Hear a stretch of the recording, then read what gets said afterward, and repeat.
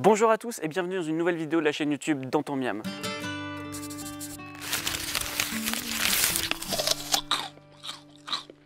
Alors je sors enfin de mon studio pour partir à la rencontre de gens qui travaillent sur l'avenir de l'alimentation. Que ce soit le futur et l'avenir de la production, de l'élevage, de la transformation, de la distribution ou même juste le futur de ce qu'on va mettre dans notre assiette. Aujourd'hui on va rencontrer Pierre. Pierre, qu'est-ce qu'il fait? Pierre, il travaille sur l'aquaponie. Alors c'est quoi l'aquaponie? C'est en fait un mode de culture qui est plutôt destiné à l'agriculture urbaine et qui a un procédé très particulier. Alors non, on va pas faire cette blague de qu'est-ce que c'est que l'aquaponie? Eh ben c'est du poney dans l'eau, c'est complètement autre chose, je vous propose d'aller voir ça.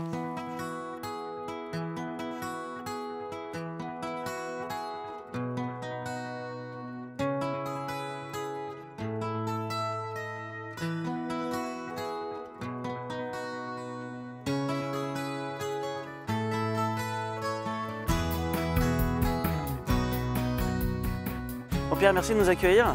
On se connaît déjà parce qu'en fait il y a quelques années on est venu ici filmer un pilote d'émission qui malheureusement n'a jamais vu le jour et du coup je voudrais en profiter pour vous dire de regarder le lien vers le projet d'émission qui est dans la description de la vidéo. On ne sait jamais, on cherche toujours des coproducteurs et des diffuseurs, donc n'hésitez pas à jeter un coup d'œil et vous pourrez voir Pierre dans cette vidéo qui a 5 ans de moins, 4 ans de moins et qui est donc un peu plus beau.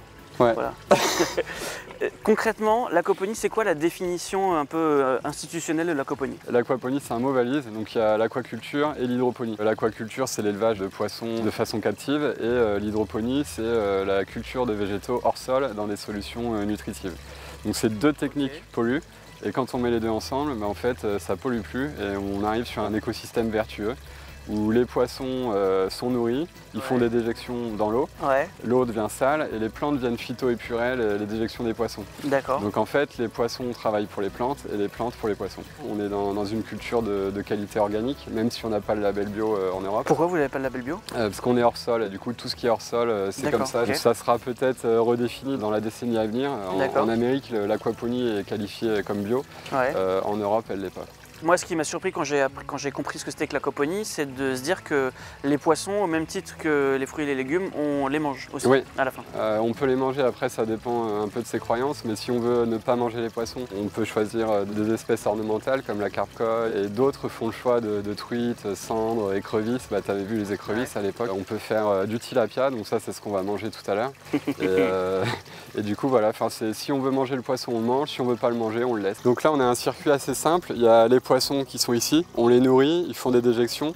Notre objectif c'est de filtrer toutes les matières solides en suspension, donc toutes les déjections. Un premier filtre ici, qui est un filtre gravitaire. Toute la boue qu'on va récupérer d'ici, après on la retransforme et on la réintègre dans le système, donc il n'y a vraiment aucune perte. Là il y a un deuxième filtre plus efficace. On a enlevé toutes les déjections solides. Il nous reste quand même encore l'ammoniac et puis d'autres éléments chimiques qui vont finir d'être transformés dans le biofiltre qui est dans le puisard. Donc le biofiltre c'est plein de petites billes, un petit peu comme dans une fosse septique. C'est là que les bactéries transforment les matières. Donc une fois que cette eau est transformée, elle est pompée et elle retombe dans les plantes et dans le bassin à poissons. Donc ça fait plante et ensuite? Ça fait poisson, filtre, plante, poisson, fil, plante, poisson, fil, plante. Mais donc c'est vraiment la même eau dans tout le circuit.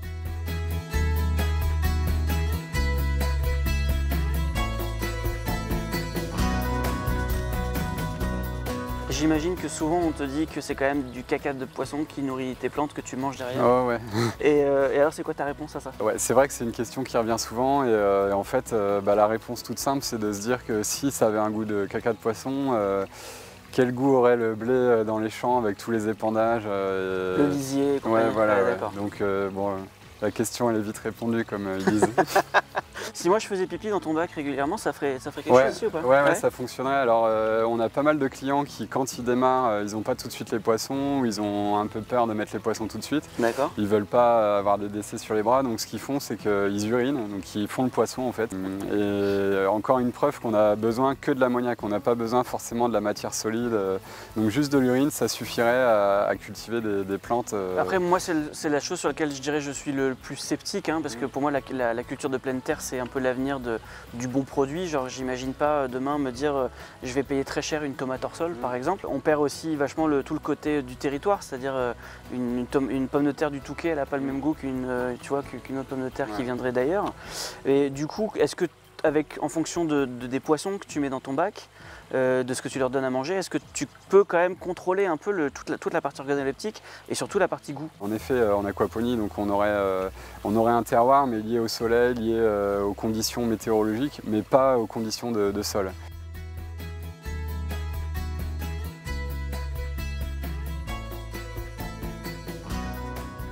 Par rapport à l'agriculture classique, il y a, j'imagine, un gain d'eau parce que du coup tu t'arroses qu'une seule fois, quoi.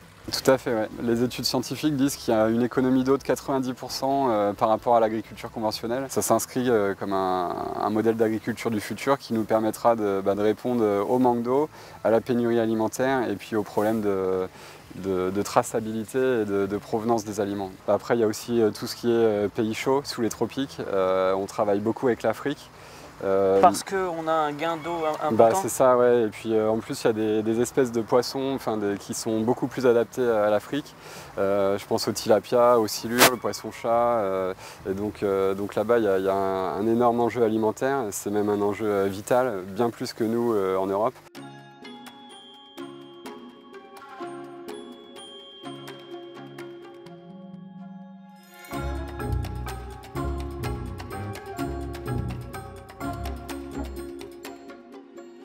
Maintenant, ça va être une habitude dans chacune des vidéos, c'est que je vais essayer de faire une recette avec les produits des gens que je rencontre. Pierre m'a envoyé une liste avant que j'arrive des produits qu'il a à disposition, ce qui m'a donné envie de faire une recette de ceviche. Donc dans son autre serre, il élève des tilapias. Donc je vais faire un ceviche de tilapia avec tout ce que me donne aujourd'hui l'aquaponie de Pierre. Et bien sûr, vous retrouverez comme d'habitude la recette dans la description de cette vidéo.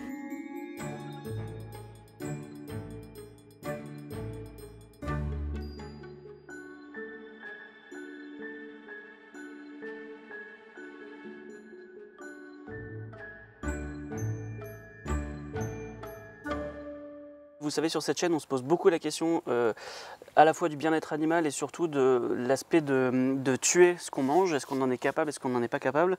C'est le moment de s'attaquer aux poissons. Et Pierre, du coup, tu as fait quelque chose. Donc en fait, là, on a une décoction de clou de girofle. Donc le clou de girofle contient de l'eugénol. Et l'eugénol, en fait, c'est un anesthésiant. On va prendre cette décoction, ça va anesthésier le poisson et comme ça, on va pouvoir le décérébrer très facilement.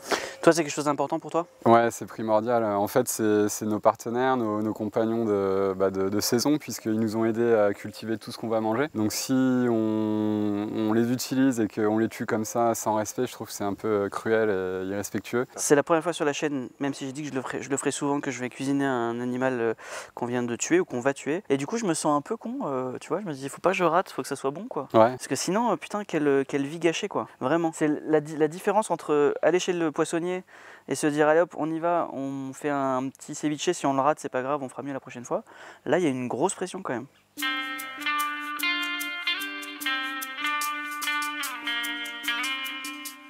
Je suis désolé, mais c'est la fin pour toi. Enfin, ou c'est le début d'une nouvelle chose. On a censuré cette image parce que du temps de comment elle s'appelle, Maïté, ce genre de choses, c'était vraiment faisable et visible. Maintenant, clairement, ça, même sur YouTube, c'est impossible à montrer, quoi, même s'il n'a pas souffert. Un joli filet. Et puis je vais le mettre en petits morceaux. Hein. C'est une chair qui est carrément charnue. Dans un ceviche classique, avec du cabillaud par exemple, on n'est pas forcément obligé de faire des tout petits morceaux. Je trouve qu'avoir des morceaux un peu plus épais, ça permet d'avoir une mâche un peu sympathique. Mais là, vu le côté un peu dur et charnu de la chair, je préfère y aller finement. Ça c'est plus agréable. Un citron vert qui vient de l'autre bout du monde, parce qu'il y a un moment c'est bien aussi de faire fonctionner les compagnies aériennes et les compagnies de transport. Hein. Un petit peu de sel, un peu d'huile d'olive, des petites tomates cocktail, des petits poivrons. Pour le côté aillé, la petite ciboulette de Pierre, un petit oignon rouge. Cet oignon, il vient du jardin de Pierre, mais il n'a pas été cultivé en aquaponie. Mais par contre, Pierre a mis la matière organique qu'il récupère dans les systèmes de filtration. Il l'a épandu sur ses oignons, donc finalement, elle a profité quand même un peu des bienfaits de l'aquaponie. Ce qui est sympa avec l'oignon rouge, contrairement à l'oignon blanc, c'est qu'il pique beaucoup moins, il fait moins pleurer. Du coup, cru, ça fonctionne très bien. Je rajoute quelque chose qui a un goût hyper iodé, qui est très intéressant. Ça s'appelle l'épinard de longévité, c'est son nom de grand-mère, on va dire. Et c'est très agréable. C'est une petite originalité du jardin aquaponique de Pierre. On va rajouter un peu de poivre. Et pour finir, le clou du spectacle, les piments que tue sa mère. Ça s'appelle comment? Ají. Ají Charrapita. Ají charrapita. Ce piment qui tue sa mère, il pourrait se vendre jusqu'à 23 000 € le kilo. Et tout ça en fait en serre, c'est toute l'année en fait. Le principe de l'aquaponie, c'est ça? Quasiment, ouais. Quasiment. Bon, je le goûte en espérant que j'ai fait hommage au poisson, au tilapia, mon petit ami. Et ben c'est pas mal. On va faire goûter ça à Pierre.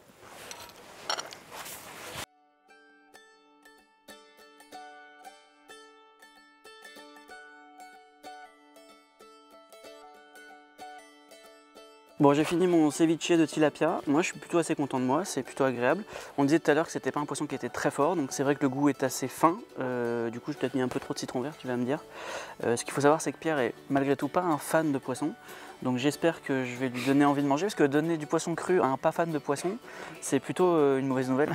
Pour une grande première filmée, quoi. T'as jamais mangé de poisson cru? Poisson cru, non. Même pas sushi? Ah si, ouais. Bah, c'est la même chose, hein. Ouais, c'est vrai, c'est vrai. Alors, sur cette chaîne, on a le droit de dire que c'est dégueulasse. Ouais. Ça m'est arrivé de faire des recettes où j'ai dit bah non, c'est raté. Eh ben, tu vas le voir à ma Et tête. c'était à base de poisson d'ailleurs.